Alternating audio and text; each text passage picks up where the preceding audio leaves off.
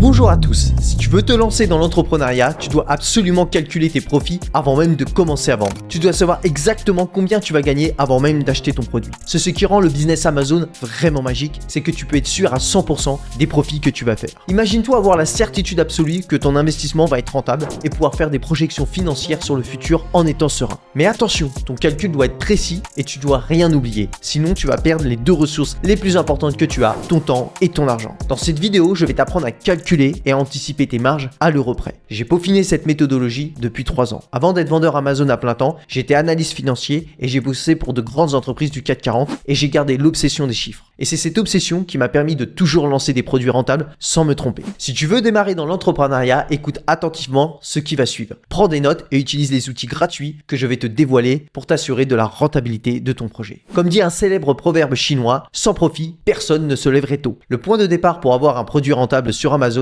c'est de comprendre ton taux de marge. Alors, quel est le minimum acceptable? Je dirais 20%. C'est le pourcentage de profit que tu dois viser pour couvrir tous les frais liés à la vente de ton produit. On parle ici de tout, du coût de fabrication jusqu'aux frais d'abonnement et de commission Amazon. Prenons un moment pour revoir les principaux coûts que tu dois prendre en compte. Alors en tout premier, tu auras le coût de fabrication. Tout commence ici, c'est ce que te coûte la production de ton produit. Après, tu auras le coût de transport, de transit et d'importation, tout ce qui concerne la logistique pour amener ton produit jusqu'aux entrepôts Amazon. Après, tu auras le coût de stockage et d'expédition. Ce sont les frais liés au stockage dans les entrepôts Amazon et à l'expédition vers les clients. Après, tu as un frais d'abonnement qui est un coût fixe de 39 €. C'est l'abonnement à la plateforme, ce qu'on appelle dans le jargon le seller central. Ensuite, tu as les commissions Amazon. Alors, ce sont les commissions qu'Amazon prélève sur chaque vente. Généralement, on tourne autour des 15%. Et enfin, tu auras les frais publicitaires. Il y a des notions à maîtriser, certes, mais globalement, c'est beaucoup plus simple que la pub Facebook ou Google. Alors, un taux de marge de 25%, c'est là que les choses deviennent vraiment intéressantes. Pourquoi? Parce que non seulement tu couvres tous les frais, mais en plus, tu génères un profit assez raisonnable. Ce profit te permet de réinvestir dans le marketing,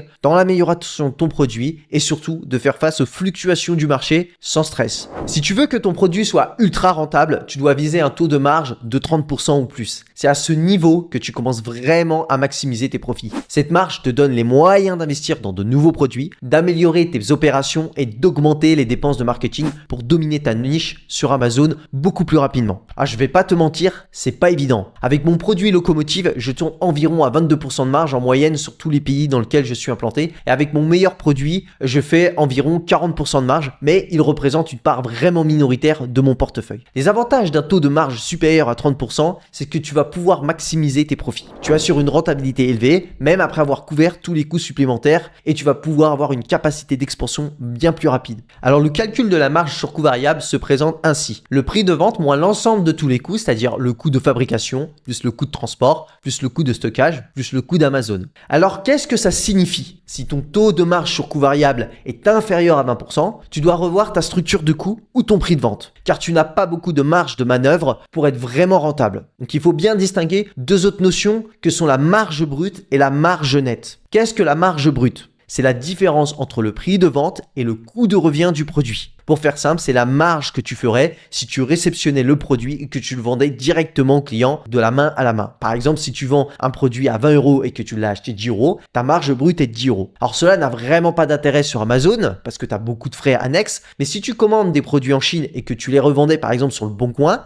c'est une donnée qui prend son sens. Alors la marge nette, c'est ce qui reste après avoir déduit de ta marge sur coût variable tous les autres coûts, comme les salaires, le loyer d'un bureau, les achats de matériel comme un ordinateur, les impôts, etc. Alors cette métrique, elle est vraiment importante, mais elle varie d'un vendeur à un autre. Les charges sociales sont différentes entre les différentes structures, entre une SASU et une ERL par exemple. L'imposition est différente entre tous les pays. Donc pour résumer, ça n'en fait vraiment pas un élément de comparaison possible. On passe maintenant aux KPI, les indicateurs clés de performance, que tu dois suivre pour maximiser la rentabilité de ta boutique Amazon. Alors la rentabilité, c'est la capacité de ton entreprise à générer des profits, comme on vient de le voir, qui dépassent tes coûts. Voici ce que tu dois surveiller de près, les coûts de tes produits. C'est l'ensemble des frais engagés pour acquérir ou fabriquer ton produit, que ce soit du simple achat-revente ou même de la fabrication, c'est inclus le prix d'achat, les frais de transport et les éventuels frais d'importation. Il y a des éléments conjoncturels qui impactent le prix de tes produits pour lesquels tu n'auras pas de marge de manœuvre. Par exemple, l'augmentation du coût des matières premières suite à une forte demande ou à une pénurie. L'impact des réactions des marchés financiers avec les fluctuations du cours de l'euro-dollar. En effet, tu achètes en Chine en dollars, Donc l'affaiblissement de l'euro sur le dollar va impacter ton prix de revient.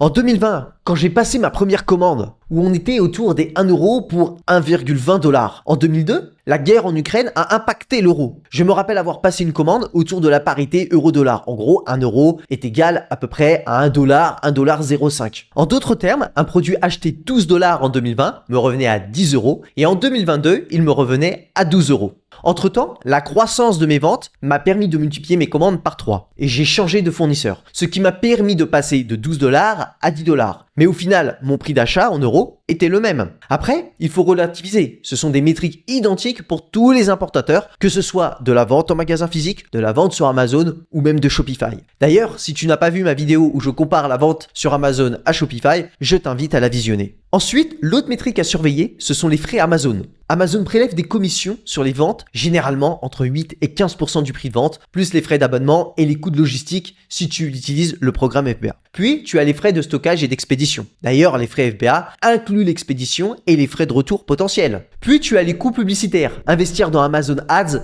pour augmenter la visibilité de tes produits est crucial. Le coût par clic, ce qu'on appelle le CPC, peut varier entre 20 centimes à 3 euros. Ensuite, il y a le volume de vente, un facteur déterminant pour ta rentabilité. En effet, en augmentant ton volume de vente, tu vas pouvoir baisser ton coût unitaire. Alors, ces deux métriques les plus courantes qui vont apparaître sont ce qu'on appelle les économies d'échelle et l'effet de levier. Alors, qu'est-ce que l'économie d'échelle ? Alors, plus tu vends de produits, plus tes coûts fixes sont répartis sur un grand nombre d'unités, réduisant ainsi ton coût unitaire. Par exemple, prenons simple. Si tu paies mensuellement ton comptable 100 euros, si tu vends 100 unités, la prestation revient à 1 euro par unité. Si tu doubles tes ventes et que tu passes à 200 unités mensuelles, par conséquent, ton coût unitaire est divisé par 2 et cela représente seulement 50 centimes par unité vendue. Idem pour les frais bancaires, les logiciels, etc. Tu as compris le concept. Et qu'est-ce que l'effet de levier ? Avec un volume élevé, tu vas pouvoir négocier de meilleurs prix avec tes fournisseurs et surtout diminuer drastiquement tes coûts d'importation. Et le dernier KPI à analyser, c'est la rentabilité en valeur. Donc on va simplifier le calcul. On va prendre un chiffre d'affaires de 2500 euros, un ensemble de coûts pour environ 1950 euros, ce qui nous fait 550 euros de marge en valeur. Et pour faire le lien avec notre exemple vu un peu plus haut sur le taux de marge sur coût variable, ça revient à faire 550 euros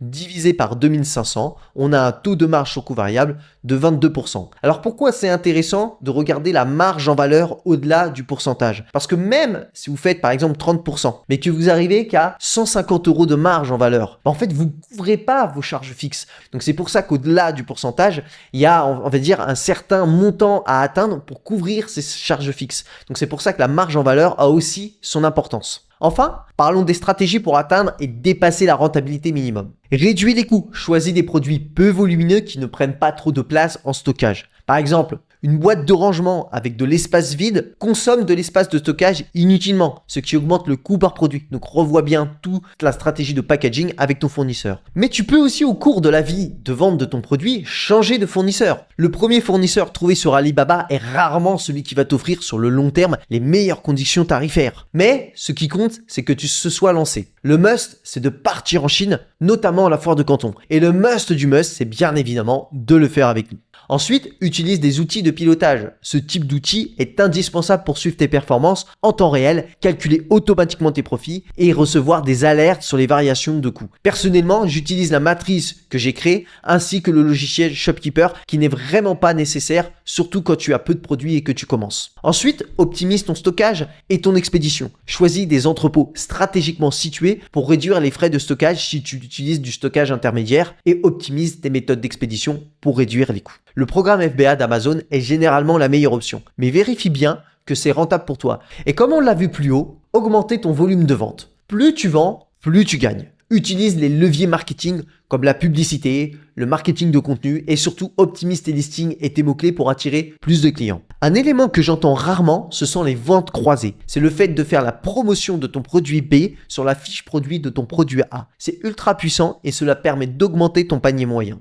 C'est pour cela que, comme je te le dis régulièrement, il faut avoir une marque de produit cohérent et complémentaire. N'oublie pas que la fidélisation et les avis clients jouent un rôle crucial dans l'algorithme d'Amazon. Plus tu as d'avis positifs, plus ton produit sera mis en avant. Et voilà, tu sais maintenant comment transformer un produit Amazon en une véritable machine à profit. Que tu sois débutant ou déjà un vendeur aguerri, ces stratégies vont te permettre de booster tes marges et d'écraser la concurrence et de faire décoller ton business. Je te donne rendez-vous dans une deuxième vidéo pour aborder tous les calculs de façon technique pour déterminer au centime près ta rentabilité à l'aide d'un tableau ultra optimisé. Si tu envisages de créer ta boutique Amazon et que tu cherches des idées de produits rentables, je peux t'aider à en trouver un et à le lancer rapidement. Tu trouveras le lien dans la description pour prendre un rendez-vous téléphonique avec moi. Je me ferai un plaisir de t'accompagner dans ton projet. Prends soin de toi et je te dis rendez-vous dans la prochaine vidéo. Ciao!